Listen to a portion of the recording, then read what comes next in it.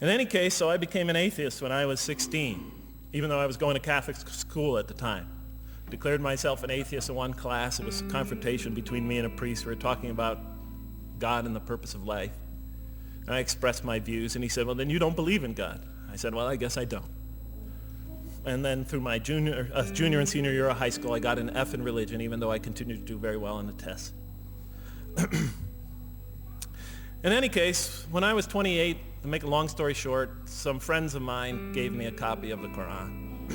And one night I was sitting in Diamond Heights, my apartment in Diamond Heights in San Francisco. I was working that time at the University of San Francisco. I was 27, 28 at that time, I can't remember. And I ran out of stuff to read, and I took this gift that my friends gave me and I began to read it. And I came to the first verse. Well, I opened the Quran, read the first page, then the second, and then very quickly, in the second surah, about 37 verses into the Quran, I came upon the story of mankind. And I have to admit, I read through it very quickly. It was about 9-10 verses long, story of the first man and woman. And I recognized some of the details. It was similar to what I had learned when I was a child, but I noticed that there was something wrong. It was apparent to me that whoever authored this Quran, of course I wasn't a Muslim at the time, so I didn't have any idea who that was, whoever authored this Quran clearly did not understand the real meaning of the story, because they had obviously gotten the details confused. They didn't even understand the whole purpose of the story. And so I just read through it once, and then I read through it again, just to try to see what kind of point the author was making, and then I read through it a third time and a fourth, and then I realized this is something strange going on here. I'm going to read this much more carefully. I'm going to need to go through this story line by line, verse by verse, because it's obvious that the author is trying to bring out another point. And I wasn't quite sure what it was, but definitely he packs a lot of meaning into almost every word. And I thought the writer at least seems to have a great measure of brilliance. And so I'll try to sort of take you through what my experience was as quickly as I can. So I came to the 30th verse of the second surah, Surah Al-Baqarah, and it began like this. It said, "Behold, your Lord said to the angels, I am going to place a vicegerent on earth." The Arabic word is khalifa. It means a representative or an emissary of mine. "I am going to place a vicegerent on earth." And they said, the angels said, "Will you place therein one who will spread corruption and shed blood, while we celebrate your praises and glorify your holiness?" And God said, he said, "Truly I know what you do not know." See, that's the verse that hooked me. That's the verse that caught my attention. That's the one that kept on making me read the story again and again and again.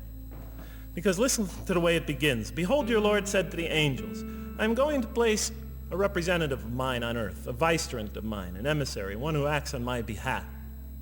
I thought, that's not the way it goes. You're not supposed to be placing man on the earth in some positive role, some elective office. You place man on earth as a punishment for his sin. Clearly I knew the author didn't quite get the point.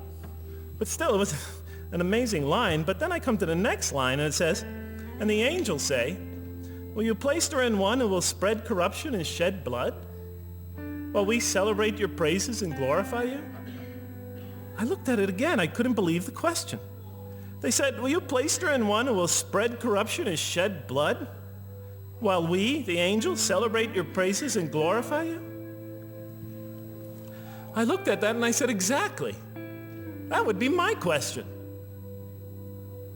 Why would you create this being, supposedly for some positive role, when he's capable of doing tremendous wrongdoing? When he could spread corruption and shed much blood? Why would you create this violent and pernicious creature when you could create angels?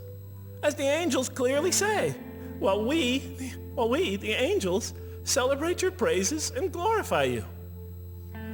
They were asking one of the most fundamental questions in the entire history of religion.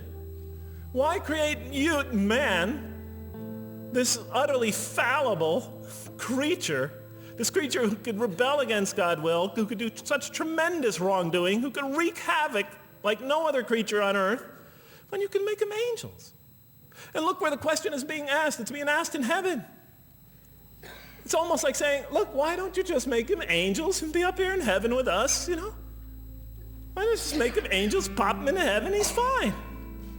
Why would you put him on earth where he could feel distant from you, where he can work out his worst criminal tendencies, act them out, feeling somehow independent and apart from you and free to do whatever he wants, when you could just make them angels and put them into heaven and make them perfectly submissive to your will?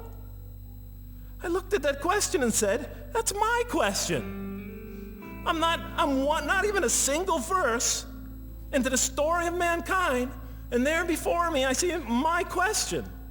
That whole question, everything that I ever thought, everything that I ever experienced, everything that I ever knew was in that question.